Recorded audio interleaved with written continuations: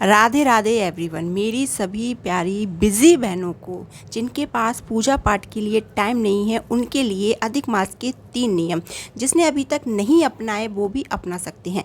पहला नियम कि एक ही बेलपत्र, जो गुरुजी प्रदीप मिश्रा जी ने बताया था, आपको एक ही बेलपत्र को पूरे महीने भगवान शंकर पर चढ़ाना है। फिर आपको जब 33 मालपुए बनाकर आप उनका दान करते हैं, उसके साथ आपको ये वाली बेलपत्र भी चढ़ाना है।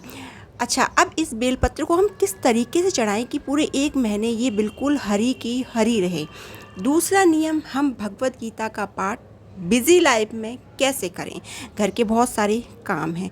तीसरा, आप किस मंत्र का जाप करें, किस माला से करें, और संपूर्ण पूजा विधि सरल से सरल हम इस वीडियो में जानेंगे। तो चलिए वीडियो शुरू करते हैं। दोस्तों, गृहस्थ जीवन में पूजा पाठ का नियम बनाना बहुत मुश्किल होता है, क्योंकि घर की बहुत सारी जिम्मेदारियां होती हैं, बच्चे हैं, परिवार है। पहले हमें उन पर ध्यान देना है, उसके बाद हम पूजा नियम अपना सकते हैं। और ऐसा हमारे प्रेमानंद महाराज, प्रदीप मिश्रा जी, सभी लोग इस बात का वर्णन करते हैं कि हम पहले अपने परिवार पर ध्यान दें, उसके बाद आप कोई भी पूजा नियम अपनाएं। तो घर का काम निपटा कर मैं फ्री हो गई थी। उसके बाद मैंने सबसे पहले देखिए भगवान शंकर की पूजा की।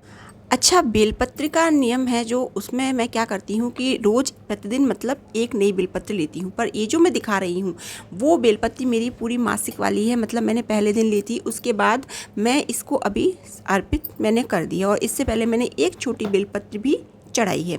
और उसके बाद इत्र उन पर अर्पित करूँगी। इत्र छिड़कने के बाद फिर मैं एक रुद्राक्ष की माला से ओम नमः शिवाय का मंत्र का एक माला प्रतिदिन करती हूँ, क्योंकि ज़्यादा टाइम हम लोगों के पास नहीं रहता। फिर मैं करती हूँ भगवत गीता का पाठ। अब मैं किस तरीके से करती हूँ वो मैं आपको इसमें बताऊँगी। भगवत गीता के पाठ में मैं प्रतिदिन, मुझ पे बहुत ज़्यादा टाइम नहीं है तो मैं कोई एक अध्याय नहीं करती, मैं 1 या 2 पेज करती हूँ। अभी इस समय मेरा 18वां अध्याय चल रहा है, तो उसमें मैं किसी एक पैराग्राफ या 2 पैराग्राफ को ही पढ़ती हूँ। तो मैं आपको थोड़ा सा अपना भगवत गीता का शम दम ताप पवित्र जो मैं वाचन करती हूँ उसको सुनाना चाहूँगी। ऐसी ही सरलता, ज्ञान, विशेष ज्ञान और आस्तिकता से ब्राह्मणों के स्वभाव से उत्पन्न हुए कर्म हैं। शूरवीरता और आशक्तिकता के ये ब्राह्मण के स्वभाव से उत्पन्न हुए हैं। कर्म, दान देना और शासकपन का भाव ये क्षत्रियों के स्वभाव से उत्पन्न हुए हैं। कर्म है खेती को धंधा करना, गाय पाल कर जीविका चलाना और देश देशांतर में व्यापार करना, ये वैश्यों के स्वभाव से उत्पन्न कर्म हैं। सेवा रूप परिश्रम करना शूद्र का भी स्वभाव से उत्पन्न हुआ कर्म है। जिस परिश्रमी से यह काम कैसे होगा और कब होगा, ऐसी चिंता वहाँ की जाती है। जैसे कोई भी कष्ट साध्य श्रम करने में झिझक नहीं होती, और जो अपने परिश्रम से कौशल से जाति के जनों की चिंता को उनसे दूर बाहर डालता है। कर्म कुशल और जन शूद्र हैं। शूद्र शब्द का यही सच्चा अर्थ है। तो इस प्रकार आपने देखा, मैंने सिर्फ एक ही पैराग्राफ पढ़ा है। अब मैं इस पैराग्राफ को यहीं ख़त्म करके, और इसके बीच में किसी भी किताब को आप कुछ भी लगा सकते हैं, फूल वगैरह, मैं इस किताब को रख देती हूँ और दूसरे दिन मुझे याद रहेगा कि इसके नीचे से पैराग्राफ शुरू करना है। इस तरीके से मैं थोड़ा थोड़ा भगवत गीता पढ़ती हूँ, क्योंकि अगर मैं सोचूं कि मैं एक अध्याय पढूं, इतना टाइम नहीं है, तो फिर हम बिल्कुल भी ना करें। तो इसीलिए भगवान ने कहा है, आप गृहस्थ जीवन में जितना आपको टाइम मिले आप उतना कर सकते हैं। तो और जो मैंने भगवान शंकर पर जल अर्पित किया था उसको मैंने लोटे में रख लिया था। उस जल को मेरे घर में बेलपत्र का पेड़ है, उस पर मैंने अर्पित कर दिया है। वैसे मैं आपको बताऊं, मैं भगवान शंकर की जो पूजा है इस बेलपत्र के पेड़ के नीचे ही करती हूँ। वो मैंने आपकी वीडियो के लिए उसको वहाँ पर रख कर किया था।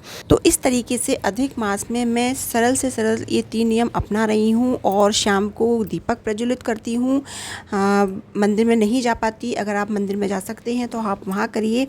मैं अपने बेलपत्र के पेड़ के नीचे, शमी के वृक्ष के नीचे, तुलसी माता के सामने और आंवले के वृक्ष के नीचे, मेरे यहाँ जितने भी वृक्ष हैं उन सब में मैं दीपक लगाती हूँ। और हाँ देखो, ये जो मैंने बेलपत्र चढ़ाई थी बड़ी वाली, उसको मैंने ये प्लास्टिक का इस टाइप का डिब्बा लिया है, उसमें मैंने बंद करके रख दी, क्योंकि जब तक मैं पढ़ती हूँ, पूजा करती हूँ, जब तक ये चढ़ी रहती है। और देखो, ये मैं दिखा रही हूँ आपको, छोटी बेलपत्र यहाँ पर पूरे दिन चढ़ी रहेगी, और इसको मैं दूसरे दिन हटा देती हूँ और इस बेलपत्र को जब तक पूजा करती हूँ, जब तक ये भगवान शंकर पर रहती है, उसके बाद इस डिब्बे में पैक करके मैं इसे फ्रिज में रख देती हूँ। इस तरीके से अधिक मास की। तो अगर आपको ये वीडियो कहीं से भी यूज़फुल लगा हो, आपके लिए उपयोगी सिद्ध हुआ हो, तो आप कृपा करके चैनल को सब्सक्राइब कर सकते हैं। पूजा पाठ से जुड़ी हुई किसी भी जानकारी के लिए आप मुझे कमेंट करके पूछ सकते हैं। मिलती हूँ मैं आपसे नेक्स्ट उपाय के साथ, अधिक मास में दीपदान कैसे करें उसके साथ। जब तक के लिए राधे राधे। और हाँ, चैनल को सब्सक्राइब किए बगैर मत जाना।